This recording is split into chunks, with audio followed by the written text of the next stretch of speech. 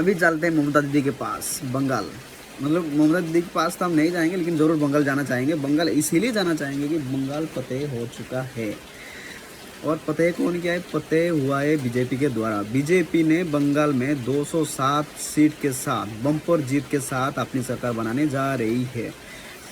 ठीक है, वाद विवाद CAA NRC क्या भी कुछ का बवाल जो था वो फाइनली एंड होने वाला है बंगाल में। और बंगाल में आएगी बीजेपी की सरकार। उसके बाद क्या भी कुछ कार्रवाइयाँ होगी बांग्लादेशी के ऊपर, किसके ऊपर नहीं होंगे, वो समय की बात है। लेकिन समय अब तक का जो समय है वो इतना बता चुका है कि Bengal is going for a new government in 2026 and for the next 5 years. This has been declared by the people of Bengal.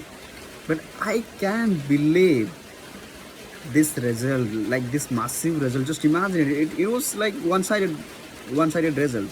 You know, BJP won 207 seats out of maybe the out of 294. All India Trinamool Congress, the previous ruling party, just won 80 seats in their own home. They get defeated by brutally from BJP. I mean, it's incredible to say, but sometimes यहाँ पर agenda क्या था वो समझना जरूरी है हमको। Agenda क्या कुछ था वो तो पहली बात है। एजेंडा कैसे था? आरजीकर मेडिकल केस वो एजेंडा था, या भ्रष्टाचारी एजेंडा था, या फिर आपका बांग्लादेशी एजेंडा था? क्या एजेंडा था मैं इतना बेहतर समझ नहीं पाया। मैं देखा पॉलिटिक्स कवर क्या कर रहा था मैं थोड़ा सा न्यूज़ के जरिए, बट एजेंडा दोनों तरफ से थी और स्ट्रॉन्ग एजेंडा था। और आखिरी पल तक, आखिरी दिन, मतलब आज के दिन तक 4 मई तक ना किसी ने अंदाज़ा तक नहीं लगा सकते थे।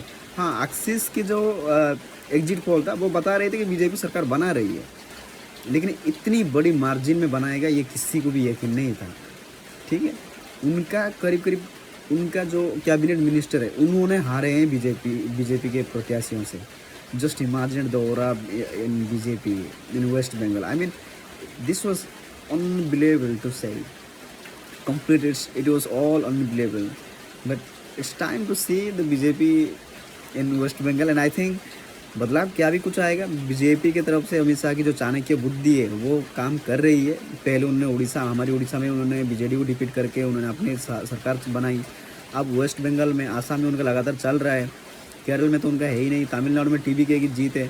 तो ये पुडुचेरी में बीजेपी की है। तो ये सब तो भाई चल तो रहा है। बीजेपी की तरफ से तो भाई पलड़ा भारी हो रहा है बाकी राज्यों में जो लंबे समय से शासन कर रहे हैं गरई राजनीतिक दल, वहाँ से तो उनका मतलब पूरा साफ हो रहा है थोड़ा ज़्यादा। बट एक्सपेक्ट करना तो बनता है कि क्या भी कुछ रहेगा बाकी राज्यों में।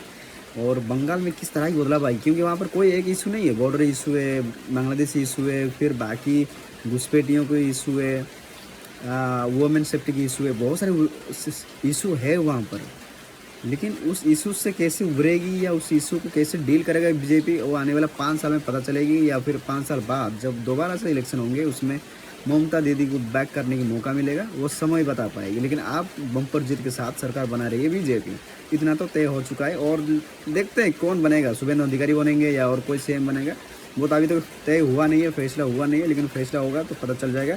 लेकिन जो जिन चीज़ों में सबसे महत्वपूर्ण नज़र रहेगा वो है CAA और NRC। ये 2 चीज़ें होंगी जिस पर मेरा सबसे ज़्यादा नज़र रहेगा, क्योंकि पिछले साल जब इस पर लागू करने की बारी आई थी तो ममता दीदी ने मतलब प्रदर्शन के जरिए इसको रोक दिया था। तो आप प्रदर्शन करने लायक कोई है नहीं, सरकार बीजेपी के पास होगी, इम्प्लीमेंट बीजेपी को करना होगा, तो बहुत आसान रहेगी। ये बात पक्की हो चुकी है।